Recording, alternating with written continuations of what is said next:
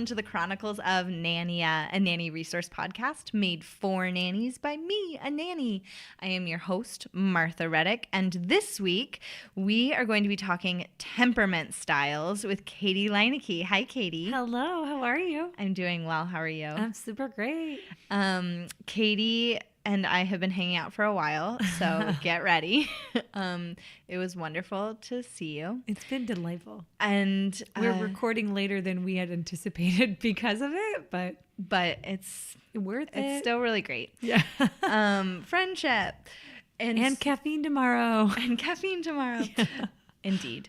But yes, so we decided to record this episode actually based on the International Nanny Training Day. Mm-hmm. And so temperament styles came up during our positive discipline talk in answering or attempting to answer a question. They were kind of the star of the show too. We got sidetracked. We did. And so then we were like, oh, maybe there's a desire for a whole episode just on temperament styles, which I didn't know very much about this before I started researching. So I'm excited to talk about it with you. Spoiler alert, this is that episode. Yeah. And it's not really spoiler because you already told them. But still. And it's the title. So when they clicked on it, they probably saw it. But maybe. Who knows? Maybe people. Blind podcasting, you know. Yeah, like Russian roulette podcasting. Yeah, just scroll and pick. Well, if you're joining us and have never listened before, Cady Leinicke is a frequent guest. Cady, can you give us just a brief background? I have been a nanny for so long, all 7 years. And at some point I went back to school to get a teaching certificate. And now I both teach and nanny. Yes. That's super brief. That was the briefest. Yeah. If you would like to hear more of Cady's background, you can listen to any of her previous episodes because she does it for us every time, and I appreciate it. Not always. Sometimes if it's back to back. Oh, you're like, you just heard it in the last episode. You don't need it. Yeah. Well, wonderful. If you're joining us for the first time, Cady Leinicke's episodes are all delightful. Listen to them all. Just binge listen. It's gonna be great. So great. So how are temperament styles determined? That is a good question. So there are two different things when you're talking about temperament, which is actually translates to like 12 different things. So there are temperament traits and there are temperament styles. Okay. And there are 3 temperament styles. And there are 9 temperament traits. Nice. So when you add them together, you get 12. Yeah. But the 9 traits help you to determine which temperament style you fall under. Okay. So those traits are activity level. That's usually like your body functions. Are you very active? Are you running around? Or are you kind of more sedentary? Or somewhere in between. Right. Do you have to bob your leg? Do you need to always be doodling? Or the kids that you see like do the flappy arms? Yes. Do you never want to get up? Are you very slow to move? That's 1. That's activity level. Okay. 2 is biological regularity, which basically means the schedule with which you eat, sleep, and poop. Great. Yeah. So this is most commonly seen with infants, or sometimes you can see it with older children too. Children who have trouble sleeping, children who have don't go to the bathroom with any regularity, or children who maybe aren't hungry at their meal times, even if you have set meal times. So that's part of it. That's number 2. Number 3 is adaptability. Okay. How flexible are they when things change, when there's an unexpected thing that you need to do? 4 is approach/withdrawal. So how friendly are they to strangers? Are they super friendly? Are they avoidant of strangers? Do they cry and scream? Are they slow to warm up? Right. Spoiler alert, that is one of the temperament styles. Then there's number 5, which is the sensitivity threshold. Okay. So how much of a stimulus does it take to get a response from you? Either a positive or a negative response. So if something is like poking you, how long does it take for you to get upset? If something is funny, how long does it take for you to laugh? Okay. 6 is intensity of emotional response. So once you get that emotional response, are they very, very emotional, or are they do they have lower emotional responses, or somewhere in between? 7, I think we're on, is I think so. distractibility. So how likely are they to be distracted from a task when an unexpected stimulus happens? So Okay. if I'm reading and a car horn honks, how likely am I to stop reading or cleaning up or eating because something else has happened? Right. 8 is quality of mood, like how often are they feeling positive versus negative moods? And then 9 is persistence/attention span. So how long can they do something, an unfavorable task, or a favorable one? Right. And those 9 things, they help you to determine a child or adult's temperament style, which is kind of like an inherent personality. Right. So the research behind this, many scientists and psychologists have researched this and added to it, but the original people are called Thomas and Chess. Okay. And in the 1920s, at least this particular style of temperament explanation. In the 1920s, they started doing longitudinal research, and Okay. they have found that your temperament style is pretty much consistent throughout your whole life. Really? So it's like an innate personality. So a lot of times parents or nannies or whoever will be like, the child came out with a personality, and it's true, and it's your temperament. So the temperament styles, which are like the basic categories, they used to be called easy, slow to warm up, and difficult. And for obvious reasons, they're trying to shift the language to flexible, fearful, and feisty. Okay. So I like that. Yeah. I like feisty. Yeah, I don't know if I like fearful though. I think I prefer slow to warm up, but yeah, I agree. We could pick and choose. I'm going to. So for the purposes of this podcast, let's call it flexible, slow to warm up, and feisty. Great. So, and the other thing here is there are no right or wrong temperaments or better or worse temperaments. They are just different temperaments. Right. So yeah, that's kind of a An not so overview. brief snapshot of what temperament is. But it was, and I mean, everything that you just talked about, that was pretty brief. Yes. So Well, good job. for me. Pat on the back for all of you and me. So let's talk about goodness of fit. Yes. Because that came up in my research a bunch. Yes. So goodness of fit is when you either have a good fit with the caregiver's personality and temperament style, or you have a less than snugly fit together temperament style. So some research will talk about like how active you are, right? So if your activity level, which is a trait, is very high as the caregiver, and you have a child or you're caring for a child whose activity level is very low, that's going to cause a fair amount of frustration for you because you're naturally, innately different. Right. And that's okay. So if you have similar temperament styles, you're going to get along a little bit easier than if you don't. And that's called goodness of fit. So how well suited are your temperaments to get along? If there is a mismatch of temperament styles, the adult is always the one who must adjust their temperament style for the child because the child is a child. Right. So they're just childing around. You can't, they don't have the skills they need to know that you love them and accept them, which is all great, but can be really hard. Like, I think all of you would get on board with the idea of like, yes, I want the child that I care for or my own personal children to know that I love them and support them. And even when we aren't getting along, I want to work together. But it's actually harder in real life, Right. as I'm sure all of you have experienced.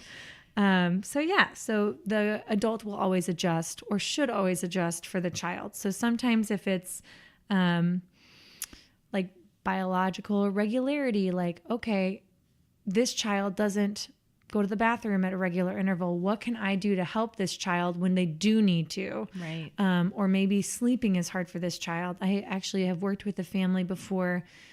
Some nights they go to bed and their daughter isn't asleep yet. And their daughter is 6. She'll be 7. Wow. Great kid, great parents. They have another child who goes to sleep just as soon as you shut the door.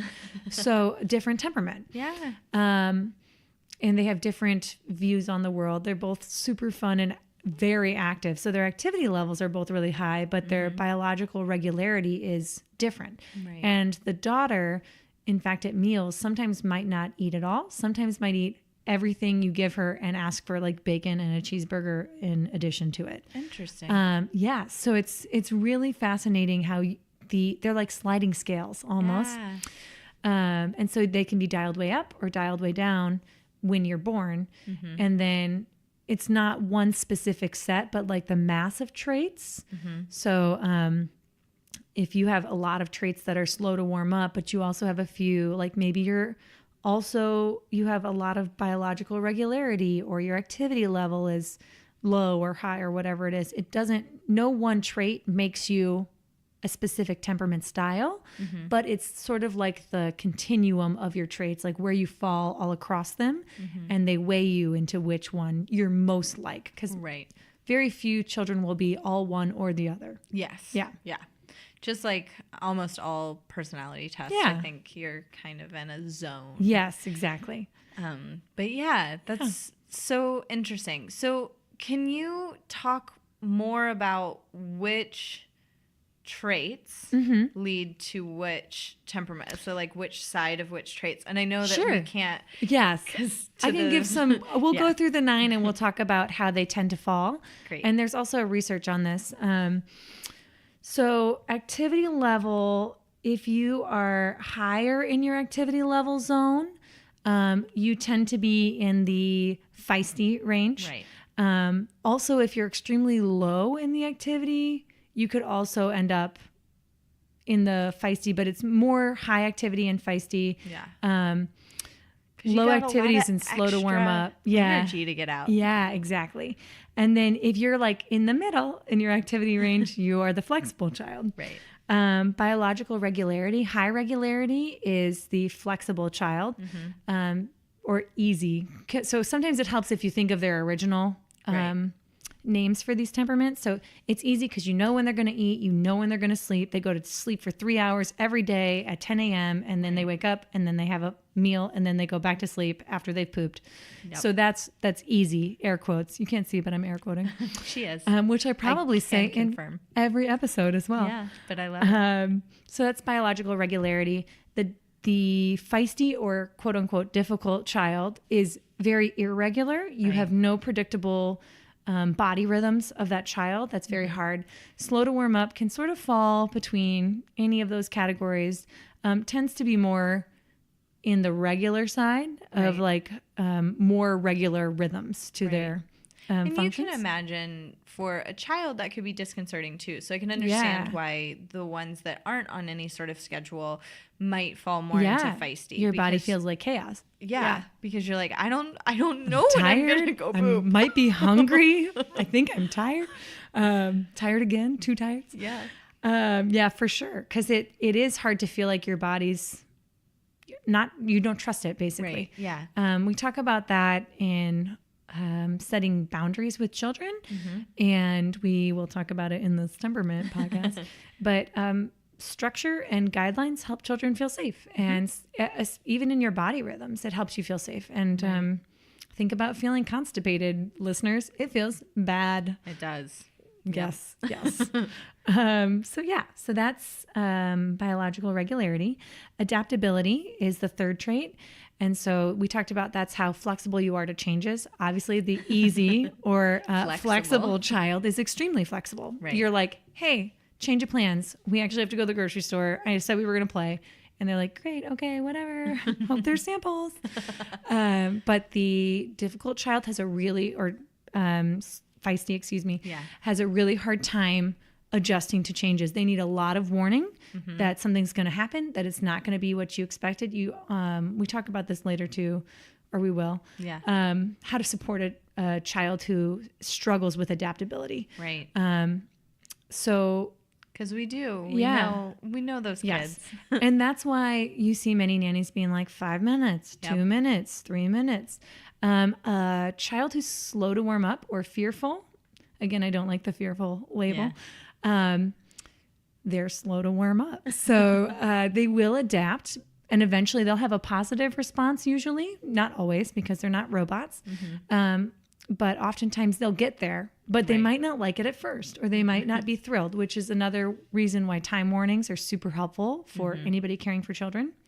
if you can let them know that something's going to change soon, that would be great.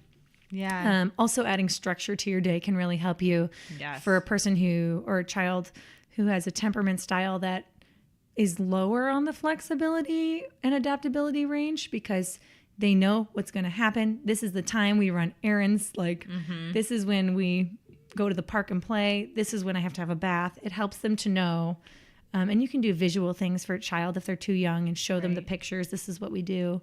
So they can internalize that too. Yeah. And I have found, because, we are shifting into summer, shifting gears, which it is kind of party-like, but it's like a party for 10 hours that never stops. Yep. Yes, it is. But I have found that we are starting to use breakfast as kind of this morning meeting of what are we going to do today? Yeah. Because sometimes I have plans for them. Sometimes they have their own plans. They have their own plans. Sometimes their parents have plans. And so we use that time in the morning to kind of plot out the whole day. Yeah.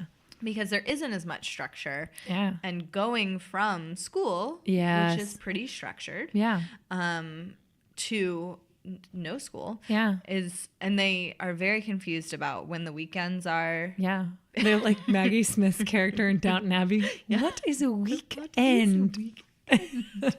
Yes, exactly. Nice. And so they're living that life. And so, yes, I find that no matter the temperament, letting children know the general plan. Well, and that probably also helps your temperament style. Yes. Knowing what to expect is huge for me. Me too. And later we can talk about our temperament styles if you feel so inclined. Great.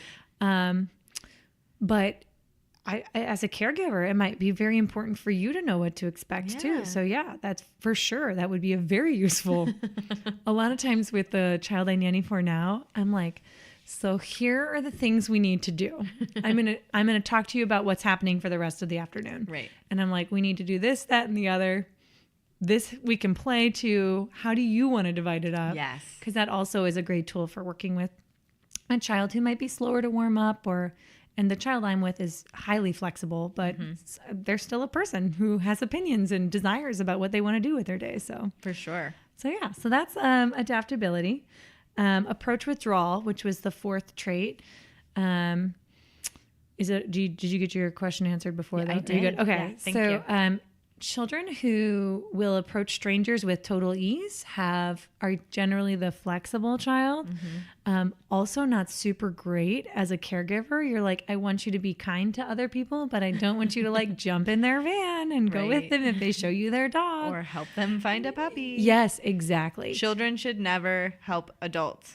Yeah, well, that's seriously. But yeah, they've switched from stranger danger to tricky adults. Yeah. Or and they say too, like, most kids will not accept candy from a stranger and they'll run away because they've been taught that, but they will go with the stranger who's looking for a dog or has a dog. Yes. So this is just a little PSA to talk to your kids about how they should never be asked to help an adult that they don't know. And yes, and I tell the children that I nanny for too, because they're like, will you pick me up? I'm like, yes, it will literally always be me or another adult you already know. Yeah. I said, your parents will never send someone you do not know to pick you up unless they have told you about it beforehand. Right. They will never do that. Yep. Because it's not safe. Yep. And so that helps them to be like, if an adult comes, because that was a big thing my mom talked about.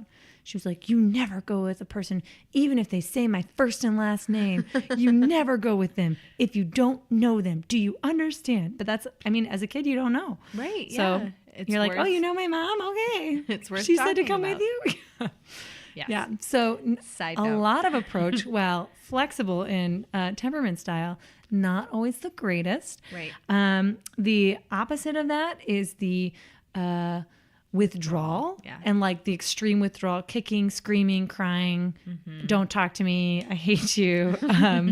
To strangers, that would be the feisty child. Right. And somewhere in the middle, the standoffish at first, but then slowly warms up would be the slow to warm up. And in the course of life, I think that for this particular trait is the safest. Yeah. Dating. Yes. New jobs. Yes. So and that's like goes back to the idea that there isn't one good or bad temperament. Right. And you can be up and down the scale on these traits too. So you might have like a lot of hyper activity, but you might also be like super. You might have a medium threshold for intensity of emotion, right? Yeah. So it's like you could be on both ends of the spectrum, and it's okay. Yes. Okay, so sensitivity thresholds. I don't remember what number we're on, but I could count 1, 2, 3, 4, 5 is the fifth one. So we talked about that's how much stimulus it takes to get a response from a child. Right. So if you have a very low sensitivity threshold, that's feisty. So like a book drops and they start screaming. Low sensitivity threshold. That's feisty. It can be more challenging for the caregiver.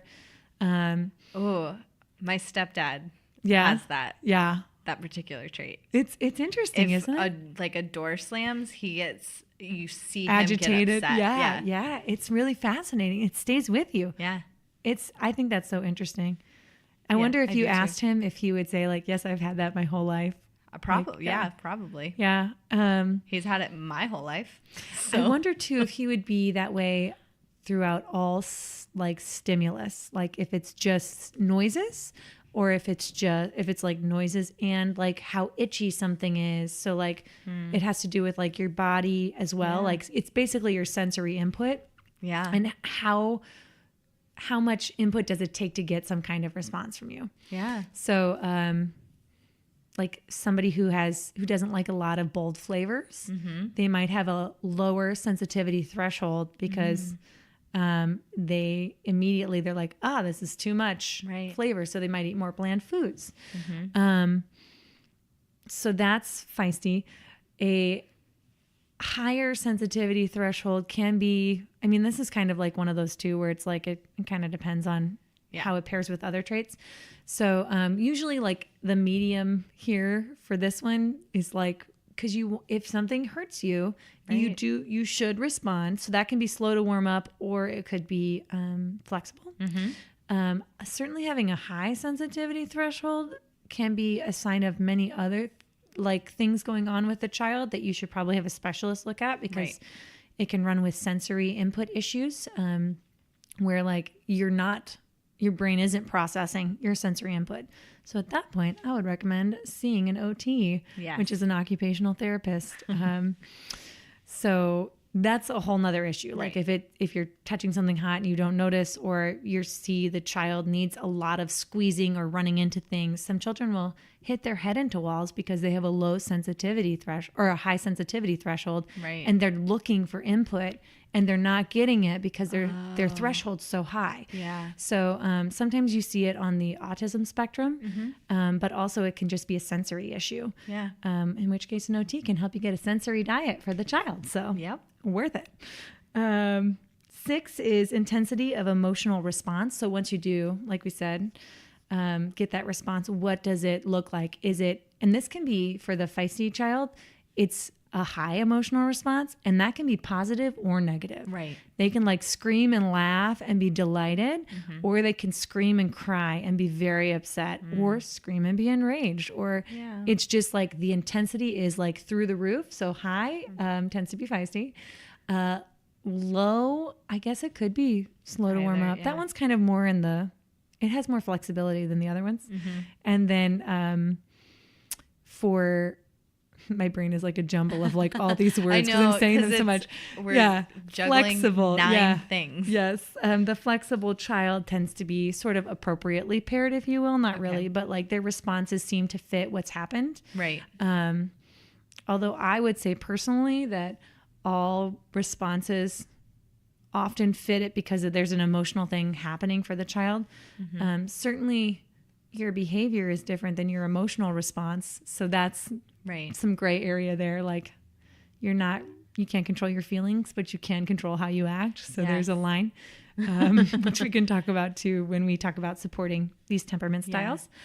Distractibility.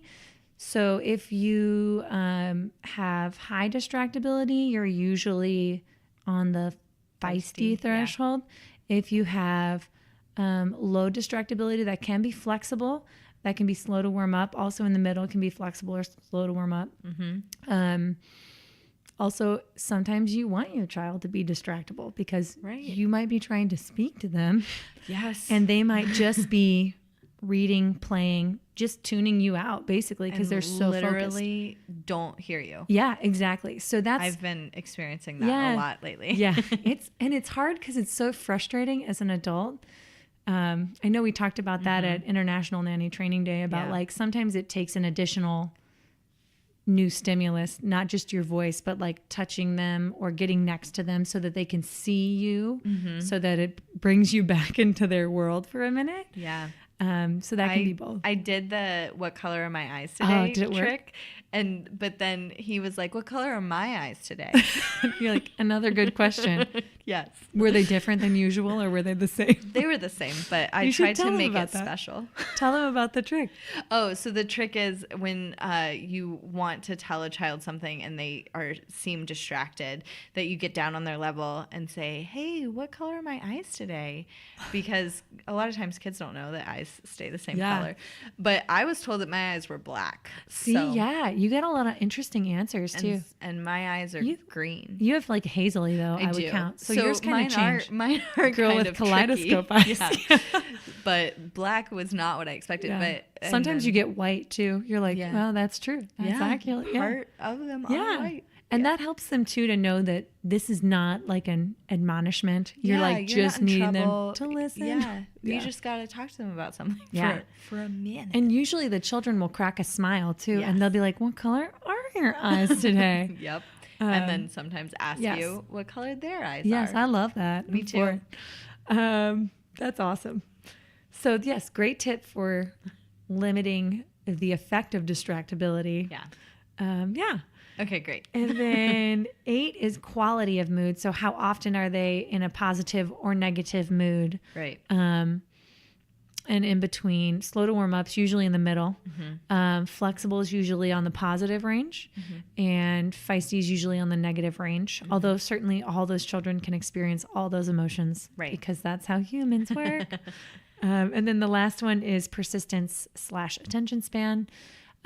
Typically the flexible child can work, and the slow to warm up child can work for longer on specific activities, without being distracted because the distractibility is in there, right? So, and typically the feisty child, will be more likely.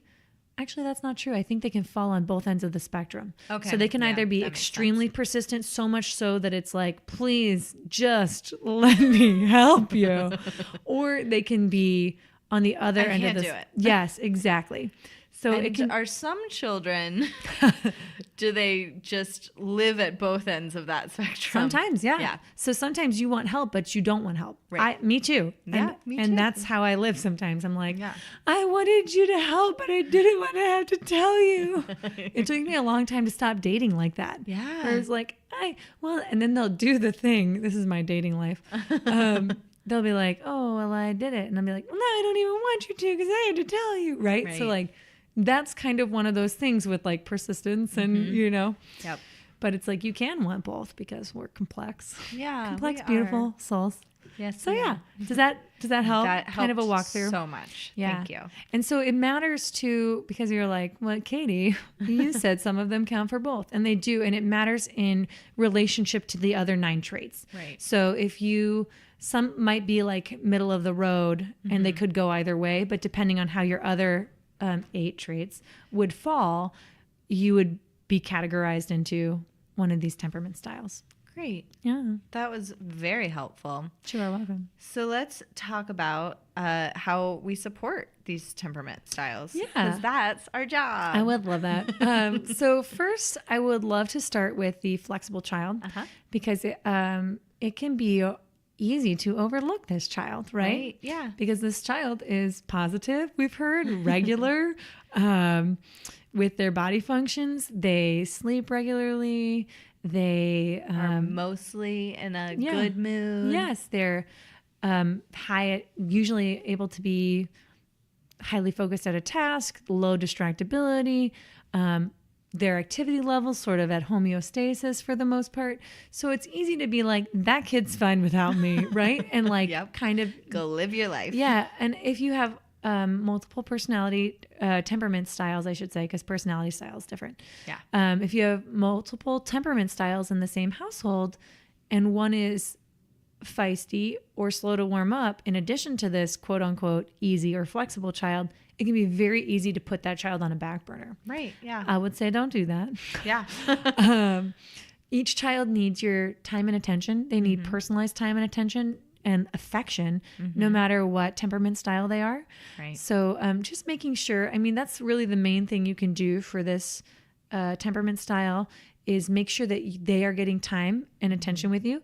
Also, make sure that you're touching base with them about maybe something that's negative in their life too, so that they can share these feelings, because they might be there, but they might not pop up as often. Right. So, and they might not have as much practice with sharing it or with words. Yeah. Or with needing to ask for that help. Absolutely. Because they haven't had to before. Yeah. So I would think that when an obstacle comes up for them, it might be they don't harder. know. Yeah. They don't know. Exactly. And then they have outgrown the age that you would maybe quote unquote Jump in. normally talk about that or jump in to help Yeah. them. And so you're like, you'll figure it out. And they're like, but I've never done this. Literally before. had no practice. Yeah, seriously. Yeah. So that's just a great keeping that suggestion. in mind Yeah. that this particular one, as they come up against things, might need a little bit more help because they haven't had as much practice. Yeah. And because they don't present many red flags.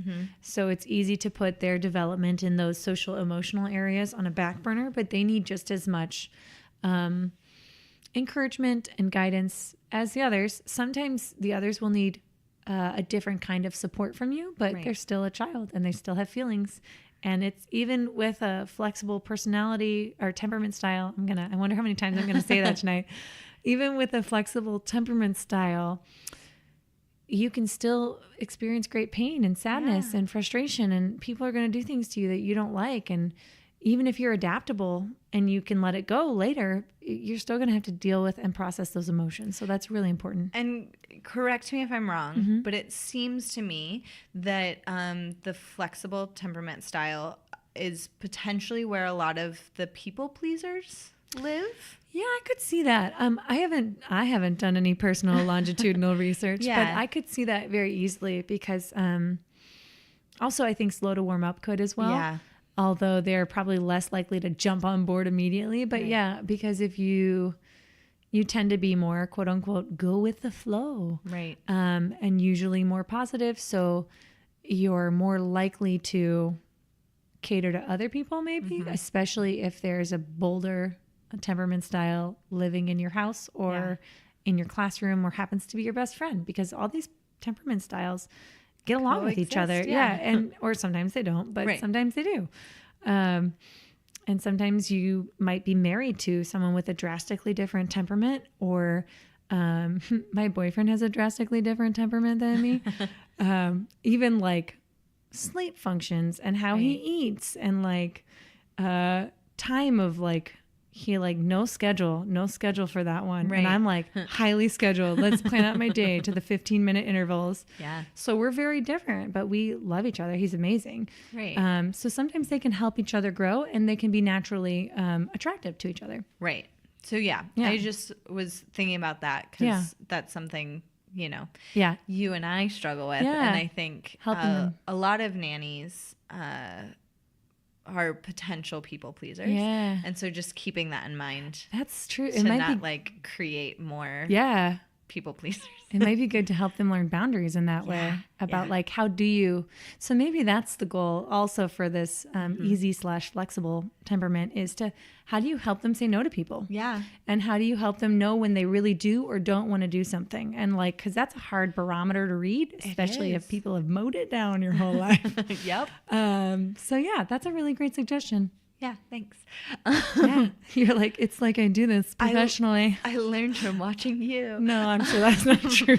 But if you're listening to this and you're like, oh, my nanny kid is totally in the flexible category, or one of them, or both of them, or all of them, then I would suggest listening to the boundaries episode, because I think that would be helpful in helping support that child.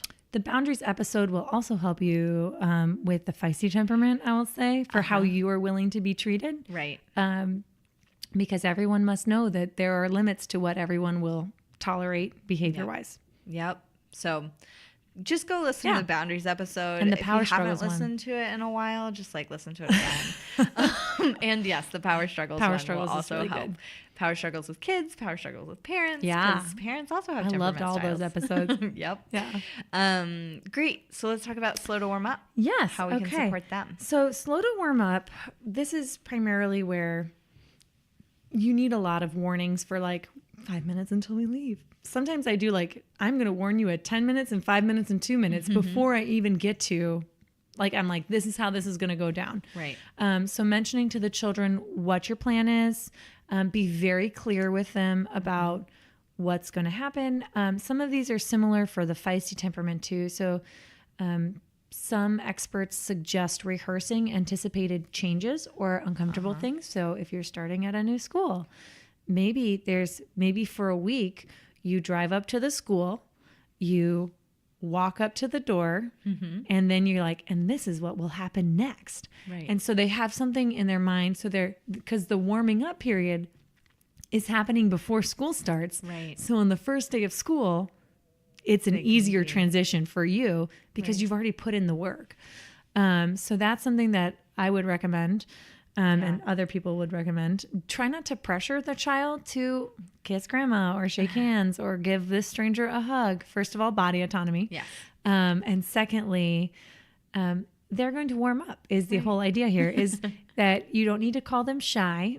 You can just say, they just like to take their time when they're meeting new people. Right. And the less of a big deal you make about it, the more accepted that child's going to feel and the more safe they're going to feel, which is going to make them more likely to warm up. Yep.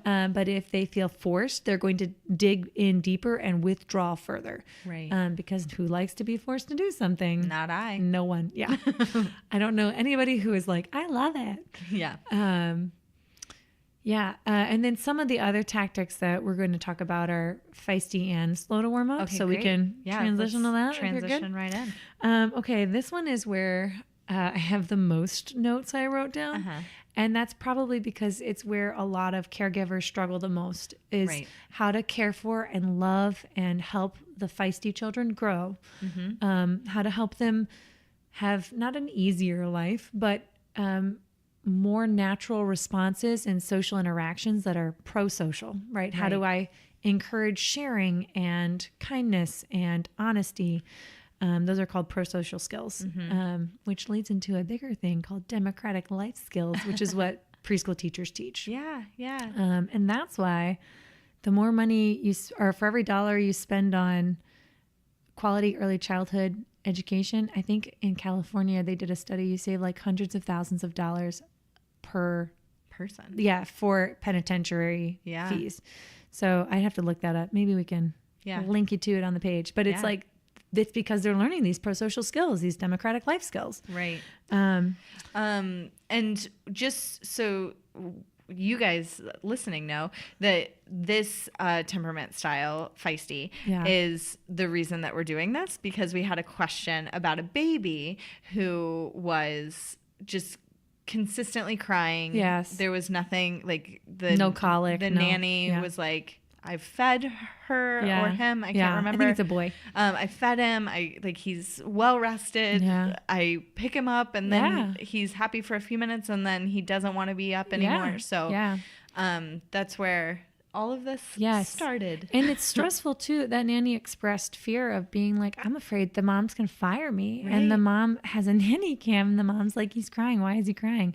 And she's like, I don't know what to say because I don't know. Right. And that is something they talk about too in temperament styles. Like if you have cared for the fundamental needs, if the child is clean, if the child's And when I say clean, I mean diaper changed, nothing. If there's no hair tourniquets on their toes, that's when a piece of hair wraps around so tight and cuts off circulation, and it's really painful. Yeah. So if a baby's screaming uncontrollably and you don't know why, check for hair tourniquets on the fingers and toes. And on the penis. Oh, I've never nannied for a baby boy. I read about that. Yeah. That can be a problem. Yeah. That sounds because even worse than your toe. I have long curly hair. Yeah. And so I worry about that. Yeah. Smart. Yeah. Good to know. Yeah. And if the child is well fed, no hair tourniquets on their private areas or toes and fingers. That was such a vivid image too. I'm having trouble moving on. If they're fed, if they're not, felt like that was worth mentioning. It definitely, because it could be a problem, and it would be overlooked too because it's covered. Right. For sure. And I will move beyond the image of it. Okay, thank you. I'm getting to the part where it's like, oh no, something is wrong. If they are all their basic needs are met. Exactly, and you've checked that they're not too hot and they're not too cold. Sometimes it's okay to just let that baby cry. Right. And know that this is the baby. And be there with them. Yes. Like you're there. Yes. And I personally believe in cool down time. So if your frustration level is rising too high, go to the other room, take a few breaths. But also know it's not a reflection on you. Right. If this is the baby's temperament. It's okay. It's okay that the baby's crying. So long as you've met all the fundamental needs. So that's for if it's like really a baby. But also sometimes for older children too. Right. So if they're older and even like slow to warm up, and I would say easy as well, give the children words for what you see them experiencing. Mm-hmm. So a flexible child who maybe wouldn't complain about having an itchy sweater, or a feisty child who's screaming about it, or a slow to warm up child who hasn't said anything yet, they're not sure they want to. You can be like, hey, I'm noticing you're scratching your arms and legs or arms and shoulders a lot. Maybe that shirt is itchy. Is that shirt too itchy? Would you like to change? So you help them realize like, oh, there is a problem. We could solve it. And I think that's beneficial for all the children involved. Or, hey, this soup seems too hot for you. Maybe we should put an ice cube in it. And you can even say like, I'm noticing because you put it in your mouth and then you make a face, or you put it in your mouth and then you like open your mouth back up and drop all the soup out. Yeah. So, or make a noise. Yes. Or whatever you're observing. Yeah. And so the child then realizes too, especially if you say it in that tone of voice where there's no judgment involved, or emotional response from you, which is like a key. The child doesn't feel judged. Right. And the child's like, oh, hey, that is a problem. They're more likely to calm down. So encouraging self-awareness and coping strategies for a feisty child is really helpful, and slow to warm up to be like, hey, this is what I've noticed. Like, it seems to be hard for you when we go to swim lessons, or what do you think might help you in this time? And then like, let's talk about why is that hard for you? What are you afraid? Do you just not like it? Slow to warm up children and feisty children benefit from goodbye routines. I don't know if, and even flexible children do. I put flexible in quotes, but I was going to say easy, but my brain changed it. Nice. Beforehand. So no need for the air quotes. Flexible children too. As a teacher, we preach this, and especially for the parents who have trouble dropping their kids off, or nannies. Nannies are usually better at it than parents. To have a routine, say like, I give you 5 pushes on the swings, or I give you a hug and a kiss and a high five, and then I leave. Right. And then you must actually leave, because it helps the child know what to expect. It's creating structure. It's creating expectations. And that helps the child, especially if they're slow to warm up and or feisty, because they know this is happening and then that's going to happen. Right. So they know what to expect. So it's less scary. It takes a lot of the fear out of it. They know it's time to transition. And oh my gosh, as teachers, we cannot preach it enough. Right. Works in swim lessons, works in ice skating lessons. I mean, and it could be something that the child comes up with. You could come up with it together. Both when they get older, you can have a cool handshake. Yes. And I recommend handshakes and things like that. I think that's great. I don't recommend it being reliant on another human. Right. Like when Sarah gets to class, we'll leave, because what happens when Sarah's absent one day, right? So, or don't make the handshake with Sarah. It's your goodbye routine. You two do the handshake. You guys go. Because I will tell a brief story about when I was a child. Please do. And I always got picked up before my best friend Emily. Yeah. As a child, or my good friend. Yeah. I don't like best friend. I don't like that That's title. true. Yeah. So my really good friend and like my aftercare buddy, Emily. But I always got picked up first because my mom got off work slightly before her mom. Yeah. And so, but one day, Emily got picked up first. And so I thought my mom had forgotten about me. It turns out Emily just had a doctor's appointment. Tragedy. But she was already gone. Oh, no. And so she couldn't relay that information. Yeah. The aftercare teachers didn't know. And so but they were like, no, your mom usually comes at this time. But I was so far gone emotionally at that point that I wasn't able to hear that. Too hard to come back up the ledge. But yes, so don't make it about another person. Yeah, I mean, seriously. Because that will happen. Emily people will leave before you. And then you'll be driving straight off the cliff. Yeah. That's a great story. Yeah, thank you. I mean, not great at the time, but I like it now. Yeah, and now it teaches an important lesson. Yeah. Similarly, I don't know if this counts quite the same. I am always early to pick up the child I nanny for. Although sometimes I come on time, but when I do that, the child I nanny for thinks I'm late and oftentimes cries. Because they're like, where were you? And I'm like, it's literally the time that I'm allowed to pick you up. I'm just usually here 5 minutes before because it's my job. Yeah. Yep. Yeah. It's been interesting. And one of her teachers was like, you should try picking her up at different times and intentionally being late because it will help her cope. Which I haven't quite tried. I do, if there's a flexible pickup time, sometimes I will vary it for her. Right. And she's grown a lot in that regard. So maybe, that's great. And I would say she's a flexible child. So maybe they need help sometimes. Right. With certain things. Yep. Yeah. But yeah. Well, I mean, that is like we talked about. We all that have. They have personalities. Even flexible children need you to pay attention. Yes. And they have preferences for sure. Yeah. Okay. Let's see. Let's see where we are on my full list of things. So you should always give personalized time, attention, and affection to all the temperament styles. Focus on the children's strengths and avoid name calling. Even labeling a child in a positive way is not beneficial. Right. And I will tell you why. Please do. So in teaching in early childhood education, we have a phrase called labeling is disabling. And it is because even a positive label makes you anxious. So if it's a positive label, if someone's like, I really like that, you're always on time. Avoid phrases like always and never, because what happens when you're not? Then you feel you're like that person's affection for you is conditional. Right. You also will label yourself with names that people have given you over the years. And I don't know about you, Martha, or you people listening, but it has taken me years to undo the labels that people have given to me that don't actually apply. Right. As a grown woman. Yeah. It's taken me years or to even undo if that. they do apply, because you're a complex person and a label puts you in a box and puts expectations on you. And you're totally right. Even positive ones. Yeah. And it's also, it can be offensive too if you label incorrectly. So like I identify as an introvert, like super hard introvert, which my close friends know. And would never be like, no, you're not. But people who don't know me are like, you're not an introvert, you're an extrovert. And it used to make me so mad. It used to hurt my feelings and enrage me because I was like, you obviously know nothing about me to say this. Turns out my Myers-Briggs personality test is like, you're the introvert everyone thinks is an extrovert. And I was like, oh that explains it. That explains so much. So I take it less personally now. But anytime you label someone, it's not necessary. It's hurtful to them.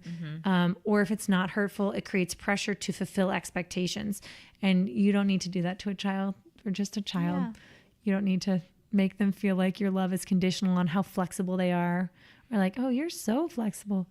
Your brother he's feisty. I don't recommend ever comparing temperaments with the children in a positive or negative light. Right. I think you can reference temperaments and be like, that's just your temperament. Everyone has a temperament. Temperaments are just what they are. There's nothing wrong or right about them. They're just part of you. And you can recognize how temperaments affect styles and things like that. You can talk about this with the children, but avoid any positive or negative judgment. And that's actually super hard to do. Yeah. Because we're naturally inclined to deliver judgment. Right.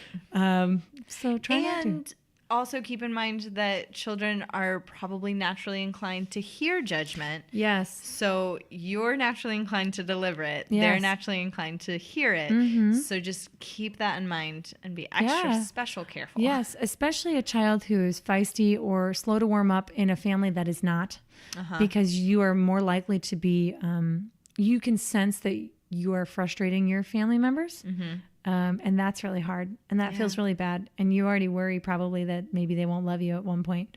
And when you withhold judgment and you often speak in a non-judgmental tone, implying no positive or negative thing about it, a child's more likely to have less reactions with you because they feel less judged. I think it was Pascal who talked about nonviolent communication on your podcast. She definitely did. My roommate has that book, and I mean, she's talked to me about it. I can't wait to read it. And when Pascal suggested it, I was like, oh, yeah, I should read that book.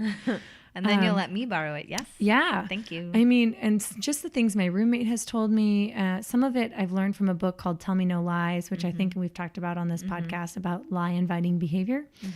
Like when you make it clear that there's a right or wrong answer, the person's going to be more likely to lie to you.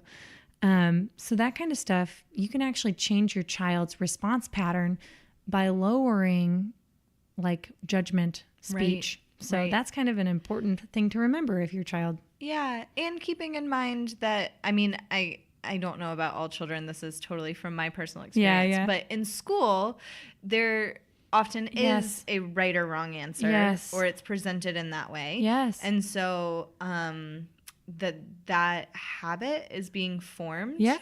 And so just keeping that in mind. Yeah. Because I was very Hermione Granger about Rule it follower. all. Rule follower. Yeah. And unless I didn't agree with the rule. And then you're a rule breaker. Just like Hermione. Like it. Yeah. You switch over. It's a very Gryffindor thing. I love it.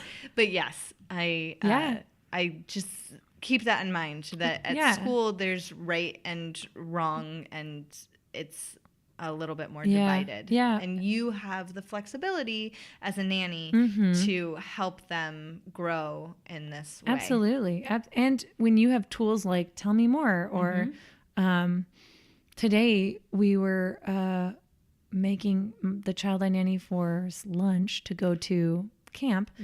And she has applesauce in cups, and she has applesauce in a jar. And when we make it, it was oatmeal in a thermos, and we add applesauce to it. And I was like, will you grab me a cup of applesauce? And her mom was also in the kitchen. And she's like, I'm going to give you a jar instead. I don't want to give you a cup. And her mom was like, and I was like, oh, could I have a cup though instead? Is that okay? And she was like, no. And I was like, okay. A jar's fine, and I'm fine with using the jar, but could you tell me more about why you want to use the jar instead of the cup so I can just understand where you're coming from?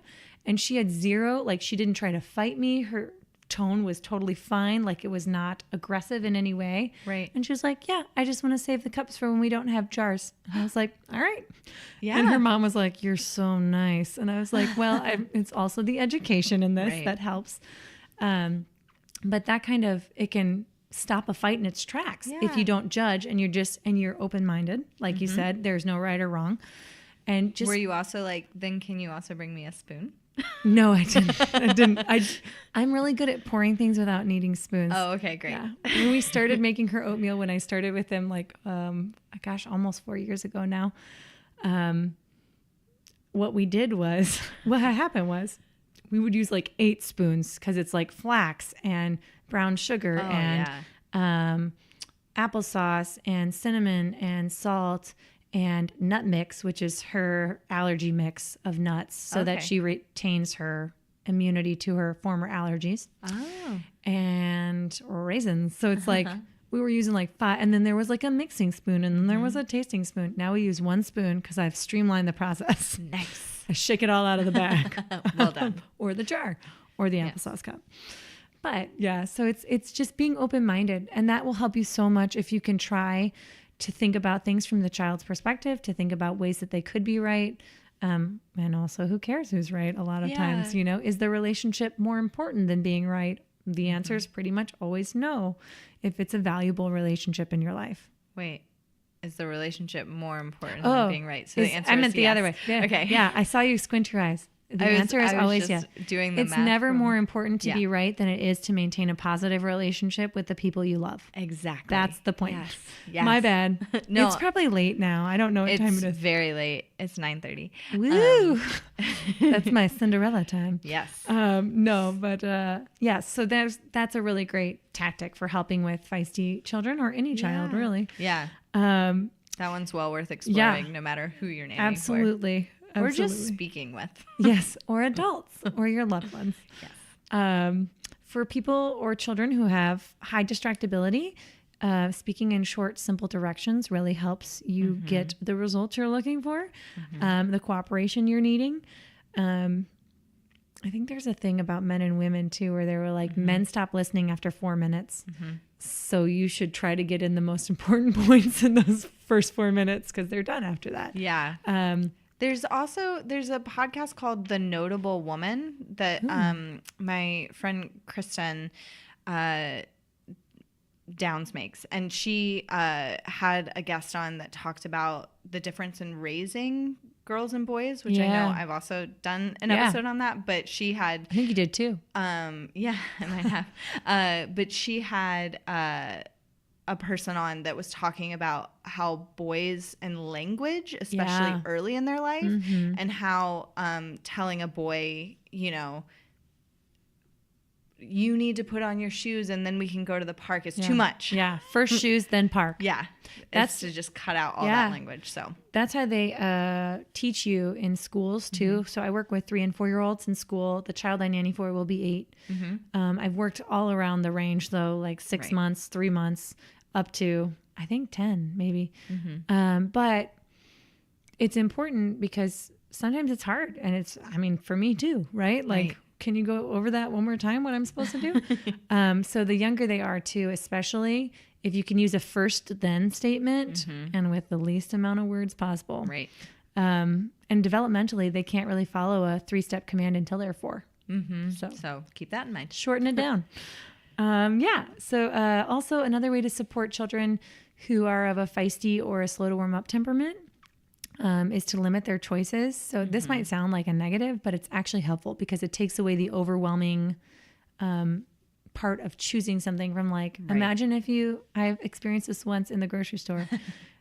You're in a salsa aisle. You're like, I need some salsa. Imagine they have 4 jars of salsa versus like 100. Right. And I was like, why are there so many salsas here?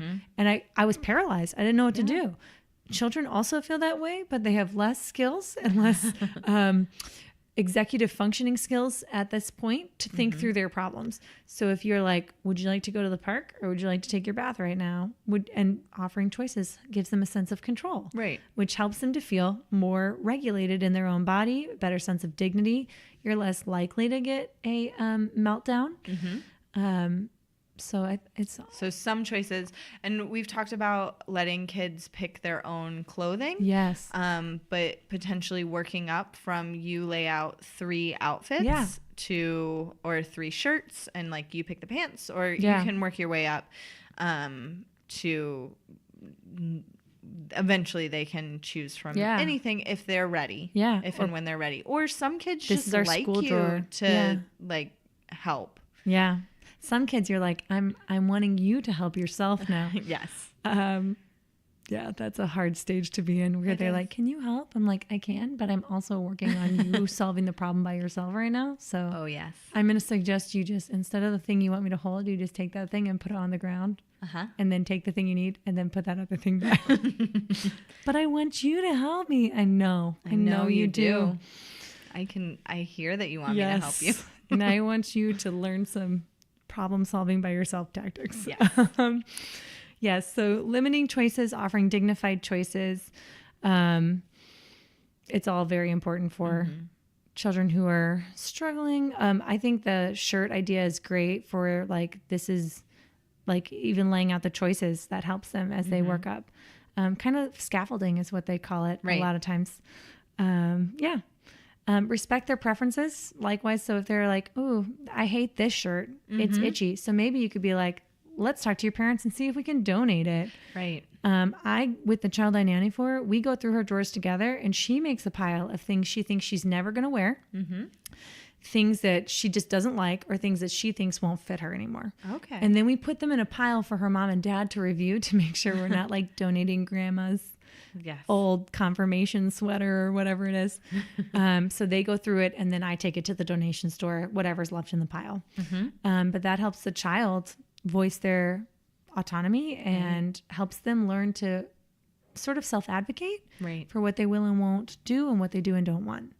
That's great for all temperaments, I would say. That also goes for food. I know people really power struggles over food. Right. Which we have we have several episodes actually. Yeah. That talk about that. Don't do that. Don't. And it's hard not to. Yeah. And it's more likely to lead to an eating disorder for that child. And, so don't. Right. So I understand the temptation to. I also used to be tempted, and it comes from a good place of wanting so much to help the child have proper nutrition and learn to be well-rounded. But kids go on food jags, is what they're called, where they're like, I'm only going to eat this one thing. I'm going to have hot dogs for a whole month. And food jags end. Right. You can help by providing what's on the plate. But if there is something they really don't like, respect it. Yeah. I hate Jell-O. Right. I hate it. Yeah. Don't give me Jell-O. It's a texture thing. Yeah. And I'm going to also be mad at you and more likely to show you I'm mad at you with my actions and less likely to respect you. I can't eat yogurt. Yeah. Alone. Did it make you gag? Yeah. Before 11 a.m. Really? If I do it before 11 a.m. But after 11 you can? Yeah. I wonder why. My gag reflex is always worse in the morning. That's interesting. So some other strategies you can consider are considering more structure in your schedule, which actually sounds counterintuitive, but really helps the child who is feisty or slow to warm up, because then they know what to expect, as we talked about earlier. This is Martha's. I wrote this. It actually said like a quiet cool down space, but I wrote chill zone. Chill zone. Because Martha found a really cool picture on the internet. Go ahead, Martha. They made it look like Antarctica. It was so cute. And it was so cute. And so you can put lots of fluffy things that are a good place if you're feeling really angry or upset or just any strong emotion. You can go into the chill zone or the cool down area. And it's themed like Antarctica. And it had books with penguins, which helped me feel better. That helps me feel better too. Because penguins are so adorable. Yes, they're so cute. And there's so many different kinds of them. And they're fascinating. Adorable, fascinating, variety filled. Yes. What more is there to like? And so, but anyway, the point is that when a child is feeling very upset, they can take themselves to the chill zone or the cool down area and take a few minutes to cool down emotionally. Because in Pascal's episode, I think Power Struggles with Children, she talks about how anger literally short circuits your brain. So you can't think logically when you are angry.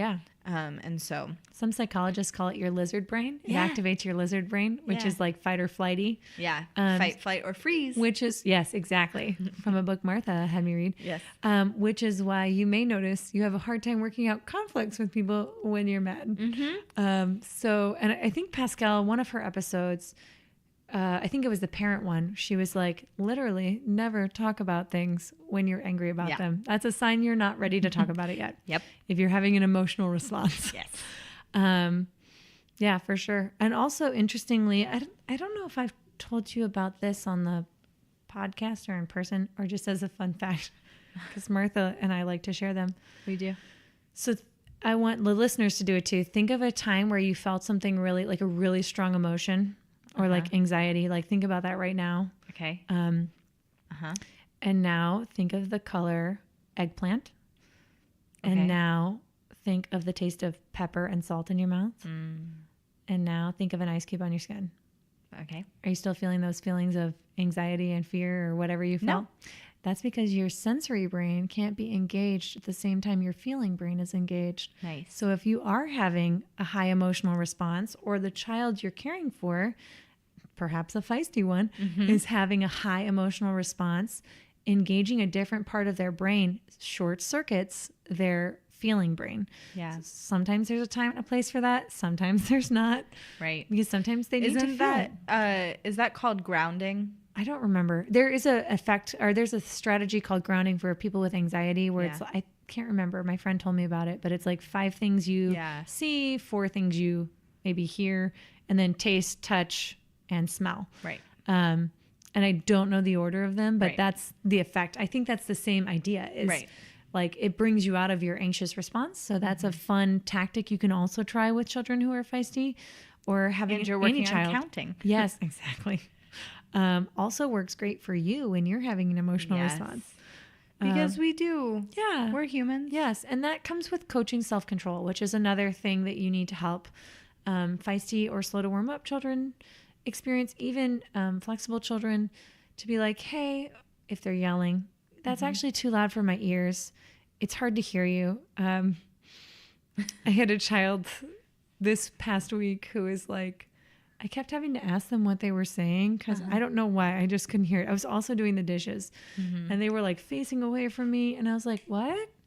And then the child started screaming every word. They were like, do, you, like. And I was like, I let them finish their sentence. And I said, believe it or not, it's actually still hard. It's still hard for me to hear you when you're yelling. Right. But when you speak in a loud, not yelling, calm voice, it helps me to hear you better. So I actually didn't hear that either. And I know it's frustrating to have to repeat it over and over, but do you think you could repeat it one more time? I'm going to turn the water off and look at you. Right.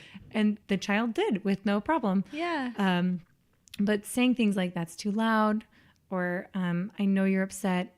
I can't let you hit your brother or me or whatever it is. Let's go find something we can hit safely, like a pillow or a bed, or sort of respecting their impulses, but giving them self-control to do it safely. Right. Because sometimes they do need to let those things out, because if you put a lid on a boiling pot of water, what happens? It will boil over. It sure does. Every time. Yep. Which is great acting advice, Yes. but not great emotional regulation advice. Yes. Yes. So coaching self-control and modeling pro-social behavior yourself, which is sort of what you do when you're upset, even walking them through that problem, sharing with them. The kid I nanny for does this all the time. We have snack and she's always like, can I have some of what you're having? Even if she had a choice to have that. And it's hard for me because I'm like, no, girl, I got this snack. You have a basket of it over there and you didn't want it. Right. But every time I tried to share a little bit with her for the act of her experiencing someone sharing with her every time. Yeah. And to see what it's like to have somebody model sharing. And we use similar phrases of like, I'm feeling really upset right now, because they're like tiny sponges, and everything you say and do can and will be used against you or for your benefit later. So make sure that you're modeling what you want to see happen. Yes. That's really one of the surefire ways to teach them something, is to make sure your behavior matches. Yeah. That's beautiful. Thank you. We're coming to the end of my list here. The last one is choose your battles and avoid power struggles, which you can listen to the avoiding power struggles one. Yep. Asking yourself if it's more important to fight about this or argue about this or get your way. Is it more important than the feelings of this tiny human in front of you? Right. Probably not more important. Nope. I said it right that time. You did. Awesome. I saw because Martha's eyes didn't go squinty, like she was trying to figure out what I had done wrong. I diagrammed your sentence. She did. Earlier. She like looked at it. I'm teaching children how to diagram sentences, so I've been doing it in my sleep. That's hilarious. Not my nanny kids, guys. Don't worry. These are tutoring students that are older. Real intense. I'm not forcing diagramming sentences on just anyone. Although that would be fun to do it in the air. Yes, it would. Or on like the floor. Yeah. With tape. And words that can move around. Yeah. Anyway, that was super helpful. So let's say you are a nanny and I am. oh, great. This will be easy pretend. As in it's not pretend, it's real life. But okay, but there's a second part. Okay, I'm ready. Of and you are listening to this and you're like, "Oh, I am feisty." Yeah. And my kids are flexible or slow to warm up or any combination. You have a different temperament style from your kids, and you're listening to this episode, and you're like, "What?" Yeah. What are some things a nanny? I mean, a lot of it we just talked about because in meeting your kids where they are, you're also helping yourself. Yes. Meet yourself where you are. Yes. But we talked at the beginning about how you need to adjust your temperament. Absolutely. And so some advice for that I think would be lovely. Yes. And you feel free to jump in as well because you are also a nanny. I mean, a lot of it we've talked about in the boundaries episode or the power struggles episode or positive discipline. A lot of it is about self-regulation and modeling good behavior and just being really cognizant of your own habits. Absolutely. That would be my first note too, is self-awareness. So if you are realizing you have or identifying your temperament style, I should say, that's step one. And then identifying the temperament styles of the important people around you that you need to interact with is step two. Great. I recommend not taking things personally that are a difference in temperament. Because sometimes it can feel like someone's ignoring you if they have like a high attention span and low distractibility, and that can feel bad. So trying to frame it, and I guarantee you after listening to this episode, you're going to be looking at people and being like, oh, look at that. That person's got a withdrawal and behavior style or behavior trait. And so because it feels good in our brains to categorize. Yeah. So it helps us to understand the world. And I actually just told the girl I nanny, I was like, she was like, why? We read a book and they were being judgmental in this book. And I was like, so in some ways it's good to be judgmental because it helps you understand the world. And in some ways it's bad. And we like broke it down into how and why, which I won't do here for the sake of time. So self-awareness is key with anything you do with kids.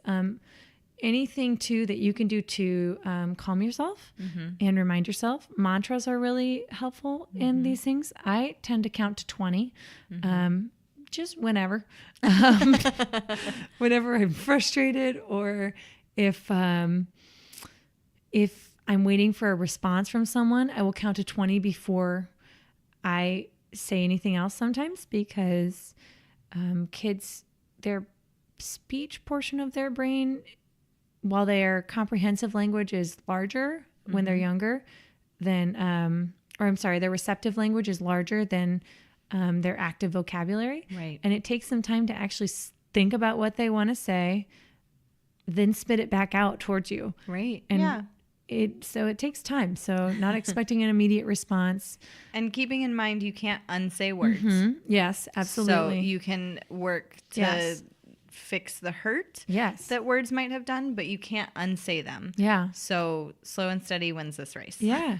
And finding ways to meet both temperament styles, I think would also help. So like if you have a high activity level need as a nanny, and the child has a low one, maybe you have a portion of the day where they go, Martha, do 20 jumping jacks. I'm going to count 1, 2. And they they get to sit and watch you.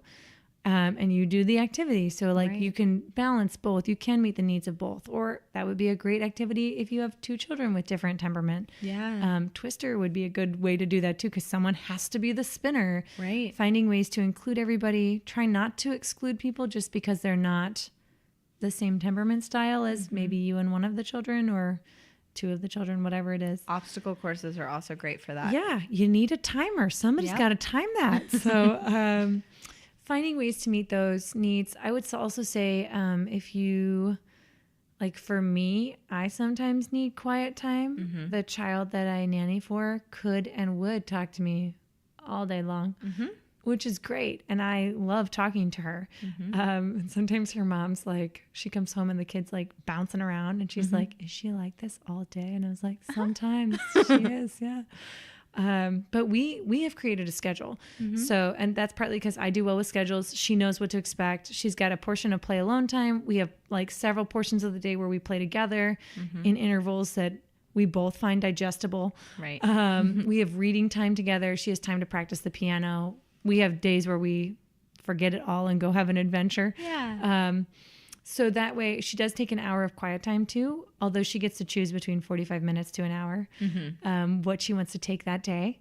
Right. And so finding ways to balance the schedule for both sets of needs is really important, because even a child who has a low activity threshold does need some activity. Right. And so if you can find a way, and it does take experimentation, but find a way to meet both needs if you can. Yeah. That's great advice. Yeah. Awesome. Well, I feel like we talked about a lot. Yeah. I would love to hear if anybody else has suggestions on how to meet those, how to balance difference in temperaments, if they have any recommendations that they've seen work or want to try now. I would love that as well. You can write into chroniclesofnania@gmail.com, or you can message me on Instagram at chroniclesofnania. I've had people reach out to me That's awesome. via that, or on Facebook. I don't check Twitter often, guys. I'm sorry. But I'm being honest. She's a low sensitivity or high sensitivity for her Twitter threshold. I can't deal with it. I need more words than Twitter gives me. That's fair. And so so maybe don't contact me via Twitter, but the other ways, go for it. And also, if you're listening and you're like, but I have this and you guys didn't really address it. Yeah. And you think it fits into this, or if it doesn't, if you just have a question, reach out, because I love talking to people. I love talking to nannies. One might say that you have a high approach. I do. Yeah. Yes, I was probably very kidnappable as a child. But now I'm not. I wonder if that's the 10th. I guess that's actually technically approach withdrawal. But yeah, exactly. Kidnappability. Awesome. Okay, so we end each episode with a fun, cute story or quote, and Cady has brought one. Thanks, yes. Cady. Yes, you're welcome. So the child I nanny for has been really interested in art lately and what's happening in my life. And every Monday we're like, let me tell you all about my weekend. And we talk for a while about what we did. And she knows, so this coming weekend, or I guess when this episode airs, I will be officiating a wedding in California. Oh, yeah. And we've been talking about it a lot. And she's been like, can I hear the wedding ceremony? Because I wrote it, minus the vows. They wrote the vows. And I was like, I haven't read her the wedding ceremony, but she's been hearing about pretty much every step in the process. And she was like, what does your dress look like? And I was like, we're debating which one. And then I got a dress, the one that the bride was like, I really want you to probably wear this one. So I got it altered because it was a little too robust in the chest area for me, harder to cover mine. Right. And so I had it fixed so it was not so gratuitous. And she saw it today because we picked up her mom's dry cleaning, and the dry cleaner was like, here's also the dress that you had me fix for you. So she was so excited. It's like a formal evening gown looking one. Ooh. And she's never seen me in anything like that. And so during her quiet time, she drew a picture and she came out of her quiet time to be like, Cady, what shoes are you going to wear? Are you going to wear flats like your normal shoes that you always wear? Or are you going to wear heels? And I was like, I won't be wearing heels. We'll be in a vineyard. I might wear sandals, but I haven't decided yet. And she was like, okay, but do you think you will wear sandals? And I was like, probably. And she goes back into her room. And then she comes out and she goes, Cady, I know that the groom's name is Tom, but I can't remember the bride's name. I know it starts with a T. And I was like, it's Tori. And she was like, okay, stay right there. And I was like, okay. And she comes out of her quiet time with this picture that she has drawn. I had asked her, I was like, are you making a card? And she's like, no, it's a surprise. So it's this picture she's drawn of me in my dress with strappy sandals. So it looks like I'm wearing the sandals. And it says Cady, and it's got the back of the groom's head and his body, and the bride's head and her body, and it's got their names over it. And I took a picture of it and I sent it to the bride because I was like, oh, can I please send this picture to the bride, because she's really nervous about her wedding. She's really excited to get married, but she's nervous about all the people looking at her. And she was like, yeah, okay. Don't tell her who it's from, though. And I was like, okay, I won't. So I took a picture and I said, good news. Your wedding's going to go great. Here's the plan. This is what it's going to look like. And I sent her the picture and she laughed hysterically. And she was like, did the little girl you nanny for draw that? And I said, what should I say? Tell. And she said, tell her no. And I said, okay, I'm going to say this. She says no, she didn't, ... which might be a lie. And then it just brought her so much joy. Yeah. And so I am going to bring it to the wedding. Yes. And I'm going to be like, here's the plan, you guys. This is me and this is you two. And that's what we're going to do. Amazing. It's awesome. I love that. Yeah. That's so sweet, too. Yeah, it is. It's really cute. She cares so much. She does. And the drawing is pretty awesome. Yeah. Yeah. I bet. I've seen her drawing skills. Yeah. They are I might awesome. send you the picture Please later. do. Maybe we can post it on the Chronicles of Narnia page. If she gives permission. Yeah, I'll ask her. Yeah, because I would want her permission before publishing her art. I'll be like, girl, because sometimes I call her that. Like, I told a story about your beautiful wedding plan. Can Miss Martha post it? Yeah. Yeah. Just check with her. Yeah. Well, awesome. I will. Thank you so much. Thank you for all of this. Yes, you're welcome. And so much of it too. I know, but it was great. And thank you all for listening. We'll see you next week. Chronicles of Narnia is produced and hosted by Martha Reddick. Artwork by Noni Amadon. Theme music by Brad Kemp. Find him at secondbedroomstudio.com. Follow us on Facebook and Instagram at Chronicles of Narnia and on Twitter at Narnia Podcast. To contact us, email chroniclesofnarnia@gmail.com. Thanks for listening.